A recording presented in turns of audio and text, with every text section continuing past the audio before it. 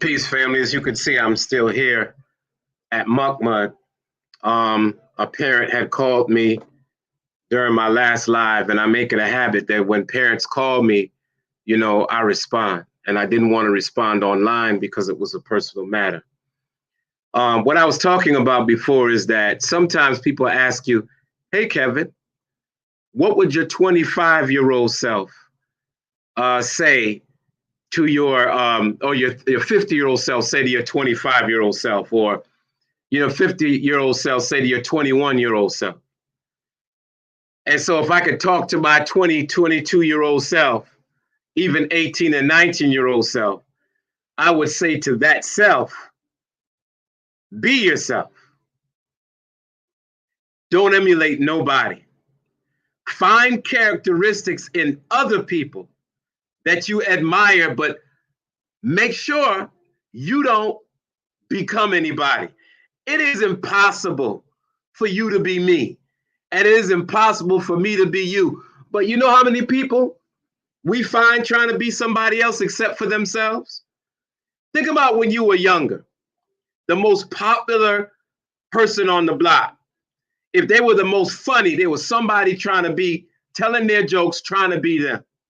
If they were the best athlete and they had a way about them, you had 100 people, maybe in the state, trying to emulate this athlete and how they dribble, how they shoot, how they wear their hair.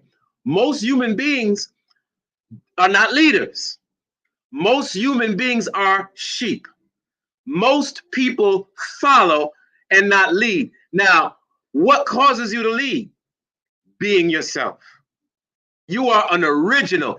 And if you can tap into your own originality and master you being you, that's irreplaceable.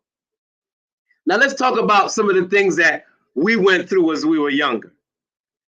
There was always the handsome, pretty boy that was fly. Remember that? A lot of brothers wanted to be like him. Had all the girls, good looking. And so there was some envy and jealousy among brothers who couldn't be like that. Or there was a brother who was skilled with his hands. He was a good fighter. And people wanted to emulate him. Or you have the ladies who, are beautiful or can sing or articulate. Whatever the gift is, somebody wants to be like that person. And so I was watching in Jamaica, they had artists in the early 70s, reggae artists. And you'd be surprised how many of them emulated James Brown. But James Brown, OJB, was an original, man. You can't duplicate James Brown. You can't duplicate a Michael Jackson. You can't duplicate a Prince. You can't duplicate a Whitney Houston. They're one of a kind. So the purpose of, studying people and admiring them is to find, parts of people that you admire. If you see a brother with his children and you see that he clicks with his kids and has a way, that might be something to emulate, but don't become him. You might find that there's business people who have a way about them. I'll give you an example. The way I answer a phone or a business deal, I learned through telemarketing. And in telemarketing, your voice is your strength. You show no weakness, you encourage, and you close the deal. So they taught us in telemarketing, they taught us to find, an opening, something to hook the person, close the deal. And I emulate that today. And I watched people on the phone make some serious money just using the phone. When I was teaching in the classroom, there are teachers that I admire. As a matter of fact, the person that was responsible for training me, she had a lot of characteristics that I copied. But she said something to me. She said, Kevin, you know what? I don't really like children. She said, you can work this job and be a teacher and not even like children. And she had a professionalism. She never got too close to the kids. She never got too interested. But the way she taught, she broke down things. She made them plain. She was an excellent teacher. So I didn't become her. I actually like kids. I actually wanted to be a little bit more authentic, but I liked the way she broke down lessons and prepared. So I took that, left the rest. Now, a lot of us see leaders and we want to be just like them. We want to act like them. The problem is you don't have the same DNA.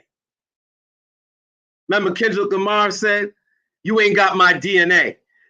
You are particularly different than another person in many aspects, no matter how much you copy them.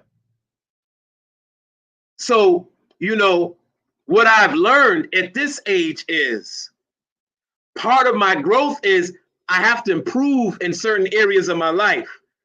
But there's certain areas of me that are specifically and particularly me. And they beautiful and they work and they flow. Even the message, people don't quite put it like this. This is unique. They just can't be me. And I can't be them. So on that note, why would you want to be a Carbon? Why would you want to be a Xerox? I'm looking at how my people follow. Very little originality. In the Caribbean, just about everybody, almost all the young people, especially the women, are bleaching their skin. And if you wear dark skin and you don't bleach your skin, a lot of places you're not doing the in thing. That's the same thing with us. If you wear a style and nobody else is wearing that style, some people are not strong enough to wear an original style and be comfortable with it. Make the world conform to you. Stop conforming to the world. Make the world conform to you. Be consistent. This is Muhammad. I want you to show. When a lot of people said, hey, why are you teaching children? Why are you starting a day school, a home school? Why are you doing what you're doing? I stayed steadfast. Now, the thing about it now is that we're really moving. We're really clocking. And not only that, other people are starting to do what we do. You know how many calls I get where people saying, you know what, I want to start a tutoring agency. I want to start an education agency. I want to do something in education outside of the normal school system. Be original. If you get an idea, believe in your idea. Don't let people talk you out of your idea. When people come to you and start talking to you opposite of what you stand on, what you can do, be stronger in your regard. Now, stop using the words maybe, I think, if, I feel as if, and start speaking directly and say, this is going to happen. We are successful. This is moving in the right direction. Believe in yourself so much that other people start believing in you. It just can't help it. And the people that mock you and the people that got something to say, let them say it. Now, I've seen a lot of people talk about Kanye West. They got a lot to say. He goes to a shrink. He goes to a psychiatrist. But brother stayed the course. As crazy as you may think he is, he believed in his brand. He believed in his music. The first album he put out in the midst of people who was doing gangster rap, people who were talking about the streets, and this brother talking about college dropout, had a teddy bear. I mean, he was just original. To this day, you may not like Kanye West, but he ain't no clone. He might be crazy to you, but that's a brother that believes in himself. A lot of people say, whoa, I can't stand Jay-Z, XYZ. Do you think he cares about what you think about him? Or is he busy doing what he knows he needs to be doing? So have you noticed that the people that are the most successful are the most hated on? You're okay when you're on base level being basic. When you are on the level of being mediocre, oh man, people love you. But the minute you start to excel and to become excellent and to become successful, or to start making some money, or making a brand, or becoming wealthy, or doing your thing, you incur hate. The minute you step in your lane and you really be and put your foot in it and become yourself, you a problem. And then people are going to talk crap about you. They're going to think you're crazy for believing in yourself. They're going to think you're crazy for getting up every day and just doing what you do and believing in what you believe in every day. The whole world is going right. And if you decide that where everybody else is going is wrong and you are right and you are becoming successful, you look crazy. But I can tell you that the majority of people are into mediocrity. They're not about greatness. The majority of people are talking excuses. They're not talking about success. The majority of people walk this earth looking for approval, but there's a few of us that know we're self-approved. That there's some things about us. When people say, oh, Kev, you ain't with the flock. You ain't doing this. You're not with this religious group, or you're not. I know what I'm doing, and I'm going to stay doing what I'm doing. And I believe what I'm doing is working for me. I dare get up and believe in me. A lot of us say we believe in God, but the way you show you believe in God is believing in you.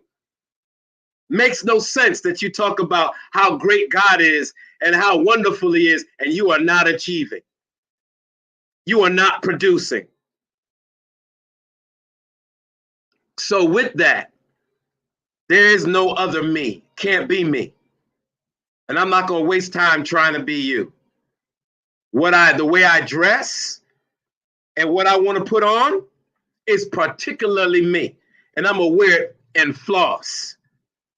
The way I talk and the manner I speak is particularly me. Now, because of my, upbringing, I probably have a little bit of Pentecostal. I probably have a little bit of NOI. I probably got a little bit of this and that because it's all me. But it comes together eclectically. It comes together like a recipe. Not too little of this or too much of that. It comes out in a way that's magnetic and attractive and alive and well. And I wear it with confidence. How about you? Do you want to be you? Are you unique? There are a lot of people that said you shouldn't be this way. You shouldn't be that way. Well, I don't want to be another man. I might emulate. I might say, you know what? I like the way that brother cut that business deal. There's something to learn about that. Oh, man, I like the way that brother kind of rocks his suits. But I'm not going to be him. I might learn a little something. I might look at another person who has a business similar to mine and like the way they network. Can't be them. So how unique are we? We have this chemical in our genes that's called DNA. And what's amazing about DNA is it's made out of thousands and thousands of molecules that can come together anyway. And even if you have a twin brother and sister, that DNA is not exactly the same. There are no two people on this earth that got the same exact DNA composition. There's only one you uniquely, Nobody else can be you, and you can't be anybody else. So you either want to be yourself or you don't. Case in point,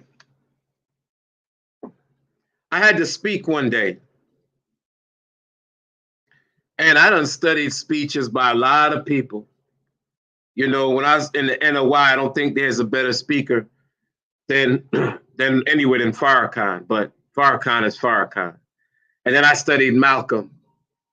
And then I started looking at people that I thought were amazing, like Anthony Robbins and, you know, inspirational speakers. I have to even say Steve Harvey, bar none. He a bad man when it comes to inspiring. There are a lot of motivational, inspirational speakers that I look at and I wow, and I say, woo, this person's amazing. But I can't be them. I gotta be me. And you know what? I love being me. I love the way I do it. And there's nobody else that does it like me. Now, scientifically, here's the important thing scientifically. They say that when people are lack the ability to express themselves fully, that it causes immune systems to shut down. It causes blood pressure to switch up. There's a person that recently said to me that because I'm a professional and because I'm in the field that I'm in, I have to be careful how I say things and how I do things, because people are always, they have their perspective of me. I would go the opposite. What I'm saying is people going to talk about you anyway. People going to have a perspective of you anyway. There are people that think they know you, have been with you. Bruh, there are women who have been with you that think they know you. They really don't.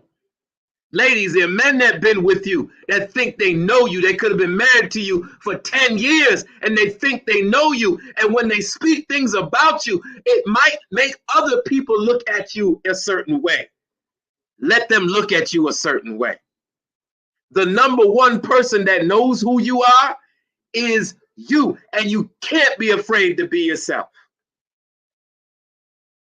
So when I comment on social media, no longer did I hold back who I am. Matter of fact, I think that's what these gray hairs are about now. Not giving a damn. Finally expressing myself.